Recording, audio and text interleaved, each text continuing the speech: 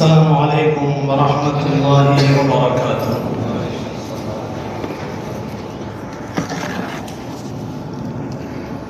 سبحانك لا علم لنا إلا ما علمتنا إنك أنت العليم الحكيم. رب اشرح لي صدري ويسر لي أمري واحلل عقدة من لساني يفقهوا قولي. رب زدني علما. الحمد لله رب العالمين، والصلاة والسلام على أشرف الأنبياء والمرسلين وعلى آله الطيبين وأصحابه الطاهرين ومن تبعهم بإحسان إلى يوم الدين. أما بعد، فقد قال الله تعالى في القرآن العظيم والفرقان المجيد: أعوذ بالله من الشيطان الرجيم، بسم الله الرحمن الرحيم.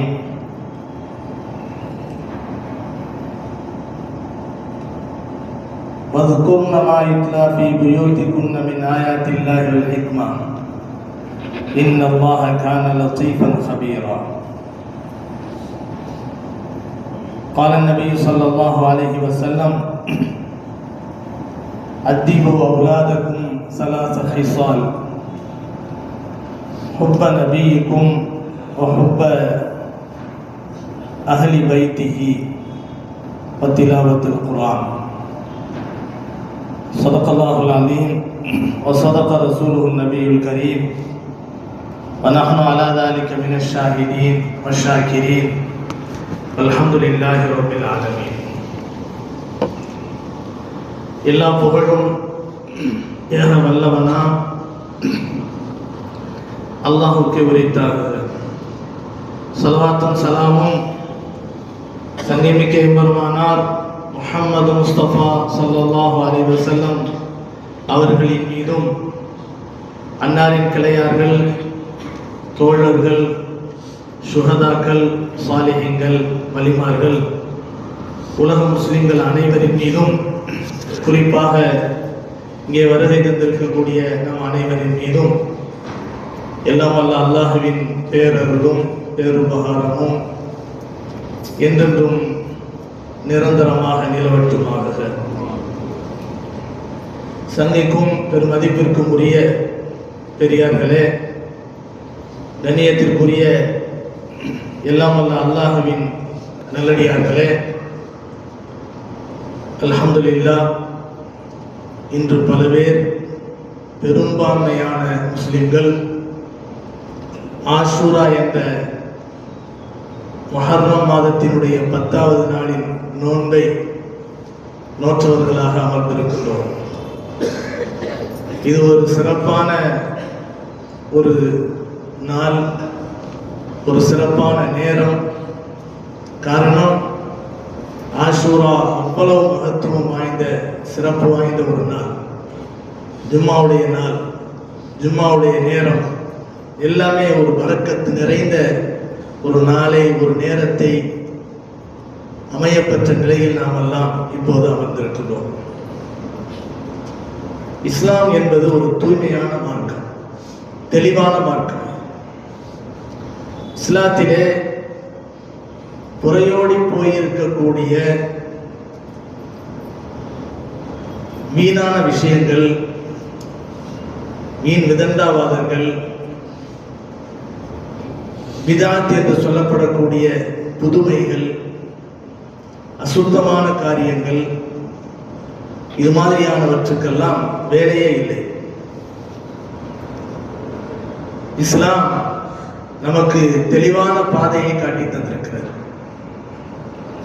நபிகள் நாயகம் ஸல்லல்லாஹு அலைஹி வஸல்லம் அவர்கள் எப்படி வாழ வேண்டும் என்ற அற்புதமான ஒரு பாதையை, ஒரு வழிகாட்டலை நமக்கு சொல்லி தந்திருக்கிறார். நம்முடைய வாழ்க்கையில் நாம் செய்யக்கூடிய இபாதத்திலும் கூட மாற்றார்களினுடைய புதுமைகள், மாற்றார்களுடைய செயல்பாடுகள் நமக்குள்ளே ஊடுருவி விடக்கூடாது என்ற விஷயத்தில் நபிகள் நாயகம் ஸல்லல்லாஹு அலைஹி வஸல்லம் அவர்கள் ரொம்ப கவனமாக இருக்கிறார். ஆஷூராவுடைய நோன்பை பற்றி கடந்த வாரம் நாம் பேசுகிற போது கூட சொல்லி காட்டினோம்.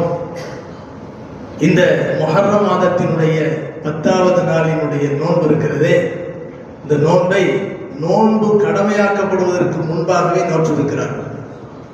மக்காவாசிகளும் கூட அந்த நாளிலே நோன்பு நோற்பார்கள்.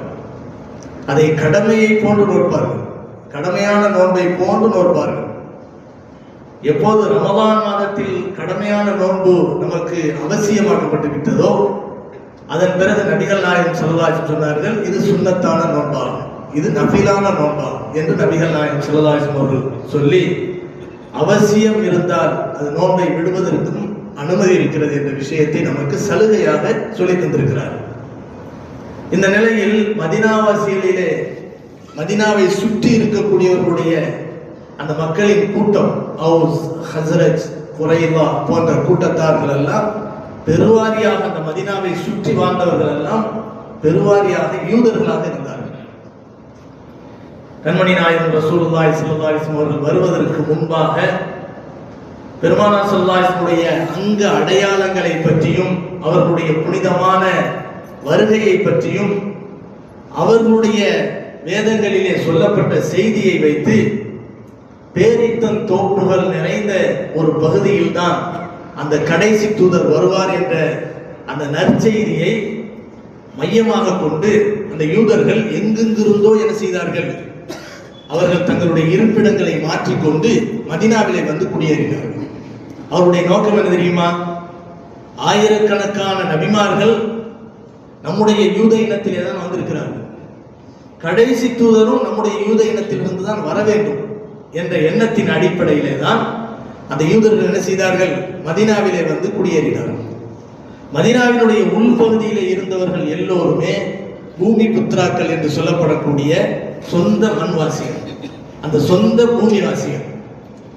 அதனால் அங்கே இடம் கிடைக்காமல் அந்த யூதர்கள் என்ன செய்தார்கள், பல கிளையினர், பனு குரைதாக்கள், பனு ஹஸ்ரஜ்கள், பனு அவுஸ்கள், இவர்கள் எல்லாம் கூட்டம் கூட்டமாக, குடும்பம் குடும்பமாக வந்து மதீனாவுக்கு வெளியிலே சுற்று வட்டாரத்தில் என்ன செய்தார்கள், குடியமர்ந்தார்கள். குடியமர்ந்தது மட்டுமல்ல, அவர்களுடைய பொதுவான பழக்கத்தின் அடிப்படையிலே மக்காவிலே, மதீனாவிலே இருந்த அந்த நலிந்து போன மக்களுக்கு வட்டிக்கு பணம் கொடுத்தார்கள். அதன் மூலமாக அவர்கள் எஜமானர்களாக தங்களை என்ன செய்து கொண்டார்கள், நிரூபணம் செய்து கொண்டார்கள். தங்களை ஒரு எஜமானர்களை போன்று என்ன செய்தார்கள், நிறுவனமாக்கி கொண்டார்கள். இந்த நிலையில் மதீனாவாசிகளுக்கு மத்தியிலே வேதக்காரர்கள் என்ற ஒரு அடிப்படையிலும் அவர்கள் பணம் கொடுக்கிறார்கள் என்ற அடிப்படையிலும் மிகப்பெரிய ஒரு சங்கையை, கண்ணியத்தை அவர்கள் தங்களுக்குள்ளே உருவாக்கி வைத்திருந்தார்கள். இந்த நிலையில் தான் நபிகள் நாயகம் ஸல்லல்லாஹு அலைஹி வஸல்லம் அவர்கள் அந்த யூத இனத்தை சார்ந்த மக்களும் கூட என்ன செய்கிறார்கள், யூத இனத்தை சார்ந்த மக்களும் இந்த ஆஷூராவுடைய நேரத்திலே நோன்பு வைக்கிறார்கள் என்பதை கேள்விப்பட்டு கண்மணி நாயகம் ரசூலுல்லாஹி ஸல்லல்லாஹு அலைஹி வஸல்லம் அவர்கள் அந்த மக்களை அழைத்து கேள்வி கேட்கிறார்கள். இந்த நாளையிலே நாங்கள் நோன்பு வைக்கிறோம், நீங்கள் நோன்பு வைப்பதற்கு காரணம் என்ன என்று கேட்கிறார்கள். அப்போதுதான் அவர்கள் சொன்னார்கள், எங்களுடைய மூசா அலைஹிஸ்ஸலாம் அவர்கள் ஃபிரௌனுடைய தீங்கிலிருந்து ஈடேற்றம் பெற்ற நாள் இது, எனவே நன்றி கடனாக மூசா அலைஹிஸ்ஸலாம் நோன்பு வைத்தார்கள், எனவே நாங்களும் நோன்பு வைக்கிறோம் என்று சொன்னார்கள். நபிகள் நாயகம் ஸல்லல்லாஹு அலைஹி வஸல்லம் சொன்னார்கள், அப்படி என்றால் மூசா ஒரு இறை தூதர், இறை தூதரினுடைய ஈடேற்றத்திற்கு நன்றி கடனாக நீங்கள் நோன்பு வைக்கிறீர்கள் என்றால் நாங்களும் அதற்கு நோன்பு வைப்பதற்கு மிகவும் தகுதி வாய்ந்தவர்களாக இருக்கிறோம் உங்களை விட என்று சொல்லி, ஆனாலும் தோழர்களே, அவர்களும் நோன்பு வைக்கிறார்கள் இன்றைய தினம், நாமும் அன்றைய தினத்திலே நோன்பு வைத்தால் வணக்கத்தில் அவர்களைப் போல ஓமரையாகி விடுவோம், நாம் அவர்களைப் போல ஒப்பாகி விடுவோம். எனவே அடுத்த வருடம் நான் இருந்தால், இந்த உலகத்தில் இருந்தால், நான் 9ஐயும் சேர்த்து இந்த நாளை நோன்பு வைப்பேன், 9, 10 என்ற நிலையில் நான் நோன்பு வைப்பேன் என்று நபிகள் நாயகம் ஸல்லல்லாஹு அலைஹி வஸல்லம் அவர்கள் சொல்லி காட்டினார். அந்த அடிப்படையிலே தான் முஹர்ரம் மாதத்தினுடைய ஆஷூராவுடைய நோன்பு ஒரு நோன்பு சுன்னத்து என்று இருந்தாலும், கடைசி காலத்திலே நபிகள் நாயகம் ஸல்லல்லாஹு அலைஹி வஸல்லம் அவர்கள் சொன்ன அந்த புனிதமான வார்த்தையை வைத்து என்ன செய்கிறோம், நாம் 9, 10 அல்லது 10, 11 என்ற நிலையிலே நாம் இப்போது நோன்பு நோற்றுக் கொண்டிருக்கிறோம். கண்ணியமானவர்களே, இங்கே நாம் சொல்ல வரக்கூடிய விஷயம் என்ன தெரியுமா, இந்த முஹர்ரம் மாதத்தினுடைய இந்த ஆஷூராவினுடைய நாளினுடைய புனிதத்துவத்துக்கும் அஹ்ல பைத் கண்ணியம் மிகுந்த அஹ்ல பைத்துகளாகிய ஹுசைன் ரலியல்லாஹு அன்ஹு உட்பட ஸைனப் ரலியல்லாஹு அன்ஹா உட்பட யார் யாரெல்லாம் கர்பலாவிலே ஷஹீதாக்கப்பட்டார்களோ அவர்களுடைய ஷஹாதத்துக்கும் சம்பந்தமே கிடையாது. இந்த ஆஷூராவுடைய நாளுக்கும் இந்த ஹுசைன் ரலியல்லாஹு அன்ஹு அவர்களுடைய மற்றும் அவர்களுடைய குடும்பத்தாரினுடைய ஷஹாதத்துக்கும் எந்த சம்பந்தமும் கிடையாது. காரணம், நபிகள் நாயகம் ஸல்லல்லாஹு அலைஹி வஸல்லம் அவர்களுடைய காலத்துக்கு பிறகு ஹிஜ்ரி 61வது வருஷம் தான் ஹுசைன் ரலியல்லாஹு அன்ஹு அவர்களுடைய நிகழ்ச்சி நடக்கிறது. இமாம் ஹுசைன் எவ்வளவு பெரிய மகத்துவம் வாய்ந்தவர்கள். அவர்களை பொதுவாக இன்னைக்கு என்ன ஆச்சுன்னு சொன்னா, ஒருவரின் பேரில் ஒரு புதுமை உருவாக்கப்படுகிறது என்று சொன்னால், ஒரு பித்தலாட்டம் உருவாக்கப்படுகிறது என்று சொன்னால், ஒரு மோசமான கலாச்சாரம் உருவாக்கப்படுகிறது என்றால் அந்த கலாச்சாரத்தை தான் இருக்கணும், அந்த மோசமான பழக்கத்தை தான் நம்ம இருக்கணும். யாருடைய பேரை சொல்லி அதை நடத்துறாங்களோ அவர்கள் இருக்கலாமா? ஹுசைன் மட்டமா பேசுறது, ஷாகுல் நாயகம் ஹமீத் நாயகம் சொல்லிட்டு மட்டமா பேசுறது, ஏர்வாடி நாயகம் சொல்லிட்டு மட்டமா பேசுறது, அவர்களுடைய பேர்ல பொதுமக்கள் செய்யக்கூடிய தவறுக்கும் அந்த மகான்களுக்கும் என்ன சம்பந்தம்? அவர்கள் இருக்கக்கூடிய காலத்திலே என்ன செய்தார்கள்? அதை தடுக்கத்தான் செய்தார்கள். இவர்கள் செய்த இன்றைக்கு ஆட்டம் போடக்கூடிய, கூத்து கும்மாளம் போடக்கூடிய, இது மாதிரி கொட்டு மூலங்கள் அடிக்கக்கூடிய இந்த விஷயத்தை எல்லாம் அவர்கள் என்ன ஆதரித்துக் கொண்டார்கள். அப்படி பார்த்தால் இப்ராஹிம் அலைஹிஸ்ஸலாம் அவர்கள் ஓரிரை கொள்கையை ஓங்கி முழங்கியவர்கள் இப்ராஹிம் அலைஹிஸ்ஸலாம் அவர்கள். ஏகத்துவத்தினுடைய அச்சாணியாக இருந்தவர்கள் இப்ராஹிம் அலைஹிஸ்ஸலாம் அவர்கள். நபிமார்களிலே ஒரு உயர்ந்த நபியாக அவர்களை அல்லாஹ் தஆலா குர்ஆனிலே பறைசாற்றுகின்றார். ஆனால் பிற்காலத்திலே நடந்தது என்ன தெரியுமா? அந்த இப்ராஹிம் அலைஹிஸ்ஸலாம் அவர்கள் தங்களுடைய ஊரிலே இருந்த அந்த மக்களினுடைய உள்ளத்திலே நிரம்பி போயிருந்த அந்த பித்தலாட்டங்களுக்கு காரணமாக இருந்த அந்த கோயிலிலே இருந்த அந்த சிலைகளை உடைத்தார்கள் என்றெல்லாம் குர்ஆன் பேசுகிறது. இப்படிப்பட்ட நிகழ்ச்சிக்கு பிறகு இப்ராஹிம் அலைஹிஸ்ஸலாம் அவர்களுடைய வஃபாத் 5000 வருடங்களுக்கு பிறகு இப்ராஹிம் அலைஹிஸ்ஸலாம் அவருடைய புனிதத்துவத்தை மனதிலே கொண்ட அந்த மக்கள் என்ன செய்தார்கள் தெரியுமா? காபாவிலே சிலைகளை வைத்தார்கள். 360 சிலைகளை வைத்தார்கள். அதிலே ஒரு சிலையாக யாருடைய சிலை வைத்தார்கள் தெரியுமா? சிலை வணக்கத்தை ஓங்கி முழங்கி அதை கண்டித்து அதற்காக வேண்டி பெரும் போரை சந்தித்த இப்ராஹிம் அலைஹிஸ்ஸலாமுக்கும் ஒரு சிலை. அதுக்காக இப்ராஹிம் அலைஹிஸ்ஸலாத்தை வெறுத்துட முடியுமா? இப்ராஹிமே உங்க பேரை வச்சுதான் இப்படி நடக்குது அப்படின்னு சொல்லிட முடியுமா? இப்ராஹிம் அலைஹிஸ்ஸலாம் புனிதத்துவம் வாய்ந்தவர்கள். இந்த உலகத்திலே ஆயிரக்கணக்கான லட்சக்கணக்கான மக்களை இஸ்லாத்துக்கு கொண்டு வந்த நம்முடைய மகான்கள், மாபெரும் நாதாக்கள், நல்லடியார்கள். இன்னும் சொல்ல போனால் இத்தகைய நல்லடியார்கள் இல்லை என்று சொன்னால் புனிதம் வாய்ந்த முஸ்லிம்களாக இங்கே நாம் அமர்ந்திருப்போமா என்பதே சந்தேகம். அவர்களின் மூலமாக அல்லாஹ் நமக்கு ஹிதாயத்தை கொடுத்தான். தமிழகத்திலே இருக்கக்கூடிய கடலோர பகுதிகளை பாருங்கள். ஆங்காங்கே இருக்கக்கூடிய பல மகான்கள் அடங்கி இருக்கக்கூடிய அற்புதமான இடங்களை பாருங்கள். அந்த இடங்களில் எல்லாம் அடங்கி இருக்கக்கூடியவர்கள் இடத்திலே என்ன அனாச்சாரம் நடக்கிறது என்பதை பற்றி நான் பேச வரவில்லை. ஆனால் அவருடைய வரலாறுகளை எடுத்து பாருங்கள். செய்த தியாகம் சாதாரணமானது அல்ல. ஏர்வாடி நாயகத்தினுடைய வரலாறை நாம் எடுத்துக்கொண்டால் அவர்களுடைய வரலாறு மிக அற்புதமானது. அவர்கள் பாண்டிய மன்னர்களிடத்திலே போரிட்டார்கள். அவர்கள் நினைத்திருந்தால் அவர்கள் வாழ்ந்த அரபு நாட்டினுடைய இளவரசராக கூட்டம் குடும்பமாக நிம்மதியாக வாழ்ந்திருக்க முடியும். அவர்களும் அவருடைய மகன் அபூ தாஹிர் அவர்களும் அவருடைய மகள், அவருடைய மனைவி, மக்கள் எல்லோருமே ஒட்டுமொத்தமாக வந்து கண்மணி நாயகம் ஸல்லல்லாஹு அலைஹி வஸல்லம் அவருடைய கனவிலே சொன்னதின் காரணத்தினால் தமிழகத்திலே வந்து இறங்கி ஏகத்துவ பிரச்சாரத்திற்கு அவர்கள் எதிர்ப்பாக இருந்ததின் காரணத்தினால் அவர்களிடத்திலே போரிட்டு சுகதாக்களாக இன்றைக்கும் வாழ்ந்து கொண்டிருக்கிறார்களே, அந்த மகான்களை பற்றி எவ்வளவு ஏளனமாகவும் இலக்காரமாகவும் மோசமாகவும் மக்கள் பேசுகிறார்கள். ஆனால் இது அறியாமை. சுண்டு விரல்ல நெகச்சுத்தி வந்தா அதுக்கு மருந்து தான் போடணுமே தவிர இந்த சுண்டு விரல் எதுக்கு இருக்குன்னு வெட்டி போட்டவன் மலையானா அறிவாளியா? இதுதான் இன்னைக்கு நடக்கிறது. மகான்களை பற்றி பேசுவதற்கு உனக்கு என்ன அருகதை இருக்கிறது? கடந்த காலங்களிலே அப்படிப்பட்ட மகத்துவம் வாய்ந்த மகான்களை பற்றி பேசியவர்கள் எல்லாம் என்ன கதிக்கு ஆளானார்கள் என்பதை இந்த சமுதாயம் பார்த்து கொண்டுதான் இருக்கிறது. கண்ணியமானவர்களே, நாம் அந்த டாபிக்கே போக வேண்டாம், ஒன்னும் பேசாம இருந்தாலே போதுமானது. அனாச்சாரங்களை பேசுவோம். இன்றைக்கு பார்க்கிறோம், இமாமுனா ஹுசைன் ரலியல்லாஹு அன்ஹு எப்படிப்பட்ட மகத்துவம் வாய்ந்தவர்கள் தெரியுமா? ஆரம்பத்திலே நான் சொல்லி காட்டிய ஹதீஸிலே கண்மணி நாயகம் ரசூலுல்லாஹி ஸல்லல்லாஹு அலைஹி வஸல்லம் அவர்கள் சொல்லி காட்டுகிறார்கள், அத்திபு அவுலாதக்கும் ஸலாத ஹிசாலின், 3 விஷயங்களை உங்களுடைய பிள்ளைகளுக்கு கற்றுக் கொடுங்கள். உங்களுடைய பிள்ளைகளுக்கு 3 விஷயங்களை கற்றுக் கொடுங்கள். ஒன்று என்ன தெரியுமா? ஹுப்ப நபியிக்கும், உங்களுடைய நபியினுடைய முஹப்பத்தை கற்றுக் கொடுங்கள். வஹுப்ப அஹ்லி பைத்திஹி, இரண்டாவது அந்த நபியினுடைய குடும்பத்தாரினுடைய முஹப்பத்தை கற்றுக் கொடுங்கள். மூன்றாவது வத்திலாவத்துல் குர்ஆன், குர்ஆன் ஓதுவதை இவர்களுக்கு கற்றுக் கொடுங்கள் என்று நபிகள் நாயகம் ஸல்லல்லாஹு அலைஹி வஸல்லம் சொன்னார். 2 விஷயங்களை முன்னிலைப்படுத்துகிறார். அல்லாஹ்வுடைய தூதரின் அன்பும் முஹப்பத்தும் ஒவ்வொரு பிள்ளையினுடைய உள்ளத்திலும் ஆணி வேராக அடிப்படையாக ஊற வேண்டும், அதிலே பதிய வேண்டும். இதுதான் இஸ்லாமிய வாழ்க்கையை நாம் முக்கியத்துவத்தோடு பின்பற்றுவதற்கு காரணமாக அமையும். இன்றைக்கு ஏற்பட்டிருக்கக்கூடிய அனாச்சாரங்கள், தெருவுக்கு தெருவு நின்று சினிமா பாடல்களோடு ஆடல்களும் பாடல்களும் கொட்டு கும்மாளங்களும் நடத்தப்படுகிறதே, இதுக்கு இஸ்லாத்தில் ஏதாவது ஆதாரம் இருக்கிறதா? இன்றைக்கு நினைத்து பாருங்கள், தொப்பி போட்டுக்கொண்டும் தாடி வைத்துக் கொண்டும் அந்த காட்சியை பார்ப்பது புனிதம் என்று நினைத்து போகிறார்கள். இது எப்படி புனிதமாக முடியும்?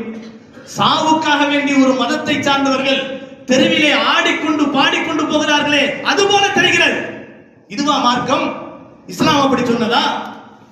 மார்பிலே அடித்துக் கொள்கிறார்கள், கத்தியால் கிழித்துக் கொள்கிறார்கள், அதுக்கு நமக்கு சம்பந்தம் இல்லை, அதை பத்தி பிரச்சனை இல்லை. ஆனால் சுன்னத் வல் ஜமாத் என்று சொல்லிக் கொண்டு ஒரு கூட்டம் இப்படி ஒரு பிதஅத்திலே ஈடுபடுகிறது என்று சொன்னால் இதை எப்படி ஆதரிக்க முடியும்? அவர்கள் சொல்லக்கூடிய சுன்னத் வல் ஜமாத் என்ற பெயர், இது ஒரு சுன்னத் வல் ஜமாத் அப்படிங்கிறதுக்காக ஆதரிக்க முடியுமா? இந்த சொல் எல்லோரும் சொந்தம் கொண்டாடக்கூடிய சொல். சுன்னத் வல் ஜமாத் என்பது எல்லோரும் சொந்தம் கொண்டாடக்கூடிய சொல். சுன்னத் வல் ஜமாத் என்றால் என்ன? நபி காட்டிய வழி, நபிகள் நாயகம் ஸல்லல்லாஹு அலைஹி வஸல்லம் அவர்களுக்கு பிறகு வந்த சுஹதா, அதாவது அந்த கலீஃபாக்கள் காட்டிய வழி, சஹாபாக்கள் காட்டிய வழி, நல்லோர்கள் காட்டிய வழி, இதான் ஜமாத். இந்த ஜமாத்தை மறுக்கிற ஒரு பெரிய கூட்டம் இருக்கிறாங்க. அவங்களும் சொல்லுவாங்க, நாங்களும் சுன்னத் வல் ஜமாத் தான். சுன்னத்துனா நபி ஸல்லல்லாஹு அலைஹி வஸல்லம் காட்டிய வழி, குர்ஆன் ஹதீஸ் காட்டிய வழி, அதுக்கு பின்னால நல்லோர்கள், நல்லடியார்கள், நாதாக்கள், இமாம்கள், அதாவது பெரியார்கள், இவங்கெல்லாம் காட்டிய வழி, சஹாபாக்கள் உட்பட, இதையெல்லாம் ஜமாஅத் என்று சொல்லுவோம். ஆனால் இதையே மறுக்கக்கூடியவர்கள், குர்ஆனை ஹதீஸ் மட்டும்தான் ஏற்றுக்கொள்வோம் என்று சொல்லக்கூடியவர்கள் கூட சொல்லக்கூடிய வார்த்தை தெரியுமா? நாங்களும் சுன்னத் வல் ஜமாத் என்று சொல்வார். சரி, அதை பத்தி பிரச்சனை இல்லை. நான் என்ன சொல்கிறேன் என்று சொன்னால், இன்னைக்கு சில பேர் மேடை ஏறி பேசக்கூடியவர்கள் இந்த அளவிற்கு அனாச்சாரங்களை பற்றி பேசிக் கொண்டிருக்கக்கூடிய என்னை உட்பட என்ன சொல்வார்கள் தெரியுமா? இவர்கள் எல்லாம் சுன்னத் வல் ஜமாத் என்று சொல்லி இந்த பாடலுக்கும் ஆடலுக்கும் கூத்துக்கும் கும்மாளத்துக்கும் இவர்கள் ஆதரிக்கிறார்கள். நடக்கக்கூடிய அனாச்சாரங்களுக்கெல்லாம் இவர்கள் ஆதரிக்கிறார்கள். யார் ஆதரிச்சா? யார் ஆதரிச்சா? இந்த கூட்டங்களிலே எந்த ஒரு ஆளுங்களாவது நிற்பதை பார்த்திருக்கிறோமா? அப்படி பார்த்தால் அவர்களை பற்றி நமக்கு பிரச்சனை இல்லை, அவர்கள் தவறு செய்கிறார்கள் என்பது பொருள். கண்ணியமானவர்களே, ஆஷூராவுடைய நாள் ஒரு புனிதம் வாய்ந்த நாள். இது மகத்தான நாள், பலவிதமான அற்புதங்கள் நிகழ்ந்த நாள், பல நபிமார்களுக்கு ஈடேற்றம் கிடைத்த நாள், பல நபிமார்களுக்கு கண்ணியம் மகத்துவம் கிடைத்த நாள். இதை விலாவாரியாக சொல்வதாக இருந்தால் நிறைய நேரம் பிடிக்கும். ஆனாலும் ஆஷராவுக்கு ஒரு மகத்தான நாள் என்ற அடிப்படையில் தான் நபிகள் நாயகம் ஸல்லல்லாஹு அலைஹி வஸல்லம் அவர்கள் இந்த நாளையிலே நோன்பு வைத்திருக்கிறார். அது மட்டுமல்ல, இன்றைய தினத்தில் உங்களுடைய குடும்பத்தாருக்கு விசாலமாக செலவு செய்யுங்கள், அல்லாஹ் உங்களுடைய ரிஸ்கிலே விசாலத்தை தருவான் என்று நபிகள் நாயகம் ஸல்லல்லாஹு அலைஹி வஸல்லம் சொன்னார். உங்களுடைய குடும்பத்தாருக்கு இந்த ஆஷூராவுடைய நாளையிலே விசாலமாக செலவு செய்யுங்கள், அதன் மூலம் அல்லாஹ் உங்களுடைய ரிஸ்கிலே அபிவிருத்தி தருவான் என்று நபிகள் நாயகம் ஸல்லல்லாஹு அலைஹி வஸல்லம் சொல்லி காட்டிய ஒரு அற்புதமான நாள் இந்த நாள். ஆனா இந்த 10 நாள் கறி சாப்பிடக்கூடாது, கல்யாணம் வைக்கக்கூடாது, வீடு குடி போகக்கூடாது, அதே போல கடை குடி போகக்கூடாது. யார் சொன்னது இது? நபிகள் நாயகம் ஸல்லல்லாஹு அலைஹி வஸல்லம் சொன்னார்களா? ஷஹாதத்தை தழுவி இமாம் ஹுசைன் ரலியல்லாஹு அன்ஹு அவர்கள் சொல்லி காட்டினார்களா? அவருடைய ஷஹாதத் சாதாரணமானது அல்ல. இமாம் ஹுசைன் ரலியல்லாஹு அன்ஹு ஹிஜ்ரி 61வது வருஷம். இந்த வரலாற்று வாழ்க்கையில நபிகள் நாயகம் ஸல்லல்லாஹு அலைஹி வஸல்லமுக்கு பிறகு வாழ்ந்த பாத்திமா அம்மையாரை ஒரு இளவரசி என்று சொல்லலாம். பாத்திமா நாயகினுடைய குடும்ப கொழுந்துகளாக இருக்கக்கூடிய இமாமுனா ஹசன், இமாமுனா ஹுசைன் ரலியல்லாஹு அன்ஹுமா போன்ற சஹாபாக்களை எல்லாம் சொர்க்கத்தினுடைய வாலிபர்களின் தலைவர் என்பதாக நபிகள் நாயகம் ஸல்லல்லாஹு அலைஹி வஸல்லம் சொன்னார்.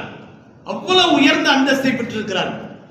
இவ்வளவு உயர்ந்த அந்தஸ்தை பெற்ற அந்த சஹாபாக்களை பற்றி நபிகள் நாயகம் ஸல்லல்லாஹு அலைஹி வஸல்லம் அவர்கள் என்ன செய்திருக்கிறார்கள்? ஏற்கனவே சுப செய்திகளையும் சொல்லியிருக்கிறார்கள். சொர்க்கவாதிகள் என்கின்ற அளவுக்கு சுப செய்திகளை சொல்லியிருக்கிறார்கள். ஹசன் ரலியல்லாஹு அன்ஹு அவர்களும் ஷஹீத். அந்த ஷஹாதத் அவருடைய குடும்பத்திலே ஊடுருவிய மனைவியை போன்று ஊடுருவிய ஒரு பெண்ணால் விஷம் வைக்கப்பட்டு கொல்லப்பட்டார்கள். இமாம் ஹசன் ரலியல்லாஹு அன்ஹு அவர்களை பற்றி நபிகள் நாயகம் ஸல்லல்லாஹு அலைஹி வஸல்லம் சொல்லுகிற போது, இந்த ஹசன் இருக்கிறாரே இருவரும் சமுதாயத்துக்கு மத்தியிலே சமாதான புருஷராக இருப்பார் என்று நபிகள் நாயகம் ஸல்லல்லாஹு அலைஹி வஸல்லம் சொன்னார். பயங்கரமான ஒரு போர்க்களம் நடக்க போகிறது. அலி ரலியல்லாஹு அன்ஹுடைய ஷஹாதத்துக்கு பிறகு அலி ரலியல்லாஹு அன்ஹு அவர்களும் ஷஹீத். அலி ரலியல்லாஹு அன்ஹு அவர்கள் ஒரு சுபஹ் தொழுகையை தொழுவச்சிட்டு இருக்கும்போது அந்த நேரத்திலே ஒரு எதிரி கொல்லுகின்றான். இந்த ஷஹாதத்துக்கு பிறகு வழக்கம் போல ஒரு அரசியலில் ஒரு பெரிய தலை இந்த உலகத்தை விட்டு போயிடுச்சுன்னு சொன்னா ஒரு பெரிய குழப்பம் உண்டாகும்ல. அந்த குழப்பத்தின் அடிப்படையில சிரியாவின் பகுதியிலே ஆட்சியை நடத்தி கொண்டிருந்த சையதுனா முஆவியா ரலியல்லாஹு அன்ஹு, இந்த இடத்திலே நல்லா புரிஞ்சுக்கிறணும், அலி ரலியல்லாஹு அன்ஹு அவர்களை உயர்த்தி முஆவியா ரலியல்லாஹு அன்ஹு அவர்களை தாழ்த்தி பேசவே கூடாது. சஹாபாக்களை பத்தி அப்படி பேசுறதுக்கு நமக்கு எந்த அருகதையும் இல்லை. அது அல்லாஹ்வுக்கும் அவர்களுக்கு மத்தியில் உள்ள விஷயம். இது அரசியல் பிரச்சனை. முஆவியா ரலியல்லாஹு அன்ஹு அவர்கள் வைத்த கோரிக்கையும் நமக்கு வரலாற்றிலே பார்க்கும்போது நியாயமானதாக போன்று தெரியும். அலி ரலியல்லாஹு அன்ஹு அவர்கள் அதற்கு சொன்ன பதிலும் நியாயமானதாக தெரியும். நாம ஆமன்னா சல்லம்னான்னு போயிட வேண்டியதுதான். இது விஷயத்துல நம்ம இவர் அப்படி இவர் அப்படி, இவர் மோசமானவர் இவர் நல்லவர் அப்படிலாம் யாரையும் தூக்கி பிடித்து யாரையும் தாழ்த்துவது நம்முடைய நோக்கம் அல்ல. முஆவியா ரலியல்லாஹு அன்ஹு அவர்கள் சிரியாவின் பகுதியிலே தங்களுடைய அரசாட்சியை செலுத்திக் கொண்டிருக்கக்கூடிய சமயத்தில் அலி ரலியல்லாஹு அன்ஹு அவர்கள் கூஃபாவை தலைமை பீடமாக வைத்து என்ன செய்கிறார்கள்? ஈராக்கை தலைமை பீடமாக வைத்து அந்த ஆட்சியை செய்து கொண்டிருக்கிறார். எப்போ அலி ரலியல்லாஹு அன்ஹு அவர்கள் ஷஹீதானார்களோ, இந்த ஷஹாதத்துக்கு முன்பு நடந்த நிகழ்ச்சிகள் குழப்பங்கள் அது மிக ஏராளமானது. அதை பத்தி நம்ம பேசணும்னு சொன்னா ஒரு 4-5 வாரம் பேசிக்கிட்டே இருக்கும். அந்த நிகழ்ச்சிக்கு பிறகு முஆவியா ரலியல்லாஹு அன்ஹு அவர்கள் இந்த பகுதியையும் எனக்கு சொந்தம் என்பதாக சொல்லி ஆட்சிக்கு சொந்தம் கொண்டாட வருகிறார். ஹசன் ரலியல்லாஹு அன்ஹு அவர்கள் என்ன செய்கிறார்கள்? முடியாது, இது எங்களுக்கு சொந்தமானது சொல்லி இவர்கள் என்ன செய்கிறார்கள்? போர்க்கொடி தூக்குகிறார்கள். இப்படி நடக்கக்கூடிய அந்த சமயத்திலே தான் 2 பக்கத்திலேயும் முஸ்லிம்கள், ஒரு கிறிஸ்துவரும் இல்லை, ஒரு காபிரும் கிடையாது, யாருமே இல்லை. இந்த பக்கம் ஆயிரக்கணக்கான முஸ்லிம்கள், இந்த பக்கம் ஆயிரக்கணக்கான முஸ்லிம்கள். ஹசன் ரலியல்லாஹு அன்ஹு அவர்களுக்கு பின்னால நிற்கக்கூடியவர்களும் முழுக்க முழுக்க முஸ்லிம்கள். முஆவியா ரலியல்லாஹு அன்ஹு அவர்களுக்கு பின்னால நிற்கக்கூடியவர்களும் முழுக்க முழுக்க முஸ்லிம்கள். அங்க போய் அந்த கூட்டத்தை பார்த்த உடனே ஹசன் ரலியல்லாஹு அன்ஹு நினைக்கிறார்கள், இவ்வளவு பெரிய கூட்டம் 2 பேரும் மோதிக்கொண்டால் 2 பக்கத்திலிருந்தும் தலைகள் உருளும். இந்த பக்கம் தலை உருளல, யாருமே இறந்து போல, அந்த பக்கம் தான் இறக்கிறார்கள் சொன்னாலும் அதுவும் முஸ்லிம்களுடைய உயிர் தான். அவர்கள் யாரும் இறக்கல, இங்கே இருக்கக்கூடியவர்கள் தான் இறக்கிறார்கள் என்று சொன்னாலும் இதுவும் முஸ்லிம்களுடைய உயிர் தான். வடிகட்டி எடுத்ததை போல அந்த போர்க்களங்களிலே பாதிக்கப்படக்கூடியவர்கள் முழுக்க முழுக்க முஸ்லிம்கள் தான் என்ற ரீதியிலே அவர்கள் வெள்ளை கொடியை ஏந்தினார்கள். நான் சமாதானத்துக்கு வருகிறேன் என்று சொல்லி சமாதானமாகிறது. நபிகள் நாயகம் ஸல்லல்லாஹு அலைஹி வஸல்லம் இதைத்தான் சொன்னார்கள். இந்த என்னுடைய மகன் ஹசன் ஒரு காலத்திலே நடைபெற இருந்த ஒரு மிகப்பெரிய போரை நிறுத்திய சமாதான புருஷராக வருவார் என்று நபிகள் நாயகம் ஸல்லல்லாஹு அலைஹி வஸல்லம் சொன்னார். ஹசன் ரலியல்லாஹு அன்ஹுடைய ஆட்சி 6 மாசம் நடந்துச்சு. பெருமானார் ஸல்லல்லாஹு அலைஹி வஸல்லம் அவர்கள் இந்த உலகத்திலே இருந்து செல்லுகிற போது, என்னுடைய குலஃபாவுர் ராஷிதீன்களுடைய ஆட்சி பெருமானார் ஸல்லல்லாஹு 30 வருடங்களும் 6 மாதமும் நடக்கும் என்று சொன்னார்கள். அதே போல ஹசன் ரலியல்லாஹு அன்ஹுடைய ஆட்சியோடு அது முடிகிறது. அதுக்கு பின்னாலதான் முஆவியா ரலியல்லாஹு அன்ஹு அவர்கள் வஃபாத் ஆகிறார். அவருடைய வஃபாத்துக்கு பின்னால அவருடைய மகன் யஸீத் என்ன செய்கிறார்? பதவிக்கு வருகிறார். அது ஹிலாபத்தின் அடிப்படையில் வந்த பதவி அல்ல. அவர் சொந்தமாக என்ன செய்கிறார்? என் தந்தையின் ஆட்சி என்று சொல்லி அவர் சொந்தம் கொண்டாடுகிறார். அதை எதிர்த்தவர்கள் யாரெல்லாம் இருந்தார்களோ அடக்குமுறை செய்தார். இப்போ அவரை பற்றி நம்ம பேசி திட்டுறது நம்முடைய நோக்கம் இல்லை. இங்கே நடந்த நிகழ்ச்சி என்னன்னு சொன்னால், இந்த இடத்துல இமாம் ஹுசைன் ரலியல்லாஹு அவர்களுக்கு கூஃபாவினுடைய மக்களிடமிருந்து கடிதங்கள் வருகின்றன. இங்கே யசீதினுடைய ஆட்சி அவர் கபலீகரம் செய்து கொண்டார், இது அடக்குமுறை ஆட்சி, எனவே நியாயமான முறையிலே ஹிலாபத்தினுடைய ஆட்சி நடக்க வேண்டும் என்று சொன்னால் நீங்கள் இங்கே வாருங்கள், உங்களுக்கு நாங்கள் பையத் செய்கிறோம் என்று சொல்லி கடிதங்கள் நிறைய வருது, மூட்டை மூட்டையா சேர்ந்துருது அந்த கடிதம். இதை நம்புறாங்க யாரு? இதை நம்பிய ஹுசைன் ரலியல்லாஹு அவர்கள் என்ன செய்யறாங்கன்னு சொன்னா, மதீனாவை விட்டு மக்காவுக்கு வர்றாங்க, தவாப் செய்யறாங்க. மக்காவில் அந்த நேரத்தில் கவர்னராக இருந்தவங்க யாருன்னு சொன்னா இப்னு உமர் ரலியல்லாஹு. இப்னு உமர் ரலியல்லாஹு இன்னைக்கு இருக்கக்கூடிய ஹதீஸுக்கலை வல்லுநர்கள், ஹதீஸை அறிவிப்பாளர்களிலே மிகப்பெரிய ஒரு தொகுப்பை அறிவித்த சஹாபாக்கள் சில பேர் இருக்கிறாங்க. அதுல இப்னு உமர் ரலியல்லாஹு ஒருத்தவங்க, பெரிய ஞானி, பெரிய அறிவாளி. ஷாஃபி மதுஹபினுடைய அதிகமான சட்டங்கள் அவர்களுடைய அறிவிப்பின் பிரகாரம் அந்த ஹதீஸை கொண்டு எடுக்கப்பட்டிருக்கும், அவ்வளவு பெரிய அறிவாளி. அந்த இப்னு உமர் ரலியல்லாஹு அன்ஹு, இப்னு உமர் ரலியல்லாஹு அன்ஹுமா அவர்கள் என்ன செய்கிறார்கள்? சொல்கிறார்கள், இமாம் ஹுசைன் அவர்களே, தயவு செய்து கூஃபா நகர மக்களை நம்பி நீங்க போயிடாதீங்க. ஆனா இமாம் ஹுசைன் ரலியல்லாஹு அவர்கள் படைபட்டாளங்களை திரட்டி கொண்டு போகல, அவருடைய குடும்பத்தினர் மட்டுமே, மனைவி, மக்கள், அவருடைய பேர பிள்ளைகள், அதே போல அவருடைய தங்க சகோதரிகள், இவங்களை எல்லாம் திரட்டிக்கிட்டு என்ன செய்யறாங்க? போறாங்க. மொத்தம் 72 பேர், மொத்தம் 72 பேர் போய் அந்த கர்பலா பக்கத்துல இறங்குறாங்க. போகும்போதே தெரிஞ்சிருது இதுல ஏதோ சூழ்ச்சி நடக்குது அப்படின்னு. அந்த நேரத்தில் என்ன செய்யறாங்க? யசீத் என்ன செய்கிறார்? அவர் ஆள் அனுப்புகிறார். அவரிடமிருந்து வந்த அந்த படை தளபதி இமாம் ஹுசைன் ரலியல்லாஹு அவர்களை முற்றுகையிட்டு அவர்களை பின்வாங்கி செல்வதற்கும் அனுமதி கொடுக்கவில்லை. பின்வாங்கி செல்வதற்கும் அனுமதி கொடுக்கவில்லை. அவர்கள் எவ்வளவோ கெஞ்சுகிறார்கள், நான் போருக்கு வரவில்லை, இங்க இருக்கக்கூடிய மக்கள் என்னை ஹிலாபத்துக்காக வேண்டி பையத் செய்வதாக அழைத்தார்கள், அதனால் தான் நான் வந்தேன், என்னை விட்டு விடுங்கள், நான் என்னுடைய குடும்பத்தை கூட்டிட்டு நான் மக்காவுக்கு மதீனாவுக்கு போயிடுறேன் என்று சொல்லி எவ்வளவு சொல்கிறார். சுற்றி வளைத்த அவர்கள் அருகிலே ஓடிக்கொண்டிருந்த மிகப்பெரிய ஒரு ஆற்றினுடைய தண்ணீரை கூட குடிக்க விடாமல் பச்சிளம் குழந்தைகளையும் கூட அம்பு வைத்து கொலை செய்தார். இரக்கமில்லாத அந்த கொடூரர்களுடைய அந்த காரியங்கள் எப்படிப்பட்ட பயங்கரமான ஒரு நிகழ்ச்சியாக இருந்தது என்று சொன்னால், இமாம் ஹுசைன் ரலியல்லாஹு அன்ஹு அவர்களுடைய தலையை அப்படியே அறுத்தெடுத்து அவர்களுடைய உதட்டின் மீது குச்சியை வைத்து அடித்தார்கள். குச்சியை வைத்து அடித்தார்கள். கண்மணி நாயகம் ஸல்லல்லாஹு அலைஹி வஸல்லம் அவர்கள் இந்த புனிதமான உதட்டின் மீது எத்தனை தடவை முத்தம் கொடுத்திருப்பார்கள். இமாம் ஹுசைன் ரலியல்லாஹு அன்ஹு, இமாம் ஹசன் ரலியல்லாஹு அன்ஹு, இந்த இருவரும் நபி அவர்களோடு இருந்த அந்த இணக்கம், அந்த அன்பு, பாசம் எவ்வளவு மகத்தானது. இன்றைக்கு பேர பிள்ளைகளை வைத்திருப்பவர்களுக்கு தெரியும் பேர பிள்ளைகள் என்றால் எவ்வளவு முகப்பத்தானது. நபிகள் நாயகம் ஸல்லல்லாஹு அலைஹி வஸல்லம் அவர்கள் தொழுகைக்கு வரும்போதும் அவர்களை சுமந்து வருவார்கள், தொழுகையிலிருந்து செல்லும் போதும் சுமந்து வருவார்கள்.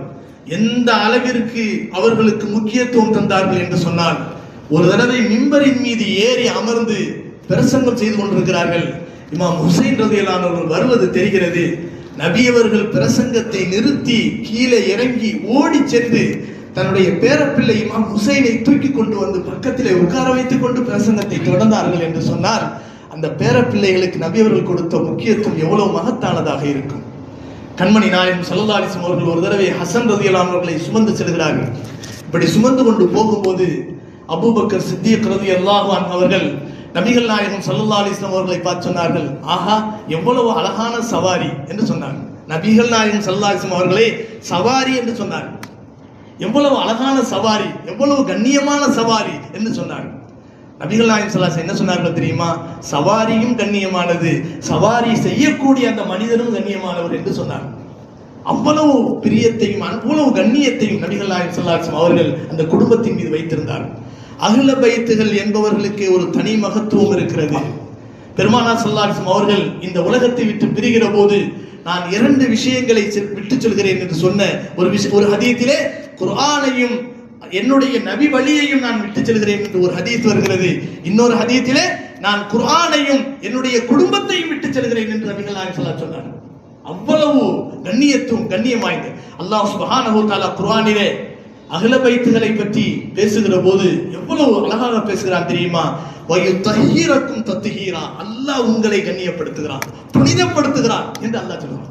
வகர்ன ஃபீ புயூதிகுன்ன வலா தபர்ரஜ்ன தபர்ருஜல் ஜாஹிலியா வஅகிம்ன ஸலாஹ் வஆதீன ஸகாஹ் வஅதிஅன அல்லாஹ் வ ரசூலஹு இன்னமா யுரீதுல்லாஹு லியுத்ஹிப அன்குமுர் ரிஜ்ஸ் அஹ்லல் பைத் வயுத்தஹீரக்கும் தத்ஹீரா.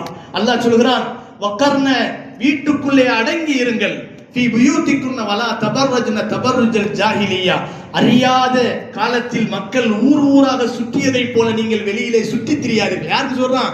நபிகள் நாயகம் ஸல்லல்லாஹு அலைஹி வஸல்லம் குடும்பத்தாருக்கு அல்லாஹ் சொல்கிறான். வலா தபர்ருஜ்ன தபர்ருஜல் ஜாஹிலியா வஅகிம்ன ஸலாஹ், தொழுகையை நிலைநாட்டுங்கள், வஆதீன ஸகாத், ஜகாத்தை நிறைவேற்றுங்கள், வஅகிம்ன ஸலாஹ் வஆதீன ஸகாத் வஅதிஅன அல்லாஹ் வ ரசூலஹு, அல்லாஹ் ரசூலுக்கு வழிபட்டுறாங்க என்று சொல்லிவிட்டு அல்லாஹ் என்ன சொல்றான் தெரியுமா? இதெல்லாம் உங்களுக்கு சொல்லி நான் உங்களை கஷ்டப்படுத்துறேன்னு நினைக்காதீங்க. இன்னமா யுரீதுல்லாஹ் லியுத்ஹிப அன்குமுர் ரிஜ்ஸ் அஹ்லல் பைத் வயுத்தஹீரக்கும் தத்ஹீரா. அஹ்ல பைத்துகளே, நபியின் புனிதம் வாய்ந்த குடும்பத்தினரே, உங்களை பரிசுத்தப்படுத்த அல்லாஹ் நாடுகிறான். அதனால தான் இந்த உபதேசம் உங்களுக்கு செய்யறான் என்று அல்லாஹ் சொல்கிறான். நபிகள் நாயகம் ஸல்லல்லாஹு அலைஹி வஸல்லம் உடைய குடும்பத்தினரை அல்லாஹ் பரிசுத்தப்படுத்துகிறான். அவர்களின் மீது களங்கம் இல்லை, அவர்கள் மீது எந்த ஒரு கசடும் இல்லை, புனிதம் வாய்ந்தவர்கள். அவர்களுடைய கண்ணியத்தை பேணுவது என்பது இந்த சமுதாயத்தினுடைய ஒரு கண்ணியம். எனவே கண்ணியமானவர்களே, இமாம் ஹுசைன் ரலியல்லாஹு அன்ஹு அவர்களை பற்றி சில பேர் பேசுகிற போது எப்படி பேசுகிறார்கள் தெரியுமா? போகக்கூடாதுன்னு தெரிஞ்சும் போனாரு, தற்கொலைக்கு சமமானது, ஹுசைன் செஞ்சது தப்புன்னு பேசுறாங்க. ஒரு நபி அவர்களால் சொல்லப்பட்ட சொர்க்கவாதிகளின் தலைவர் என்று சொல்லப்பட்டவரை இவர்களுடைய வாய்க்கு வந்தவாறு அவர்களுடைய கருத்துக்கு தோதுவாக அவர் ஒரு குற்றவாளி, பாவம் செய்தவர் என்று பேசுகிறார்கள் என்று சொன்னால் இவ்வளவு பரிதாபமான சமுதாயம் இந்த சமுதாயம். கண்ணியமானவர்களே, இது மாதிரியான பிரச்சனைக்குரிய பேச்சுக்களிலே ஈடுபட்டு விடவே கூடாது. எதிலே உண்மை எதிலே தவறு நமக்கு தெரியாது என்று சொன்னால் வாய் மூடி மௌனமாக இருப்பது, எதையோ கொண்டு வந்து எதையோடு இணைத்து அனாச்சாரங்களுக்கு நியாயம் கற்பிக்க முற்படுவது என்பது இருக்கிறதே, இது நிச்சயமாக யாராலும் ஏற்றுக்கொள்ள முடியாத ஒன்று. எனவே ஆஷூராவுடைய நாள் மிக சிறப்பான நாள். இந்த ஷஹாதத்துக்கும் இந்த ஆஷூராவுக்கும் சம்பந்தம் இல்லை.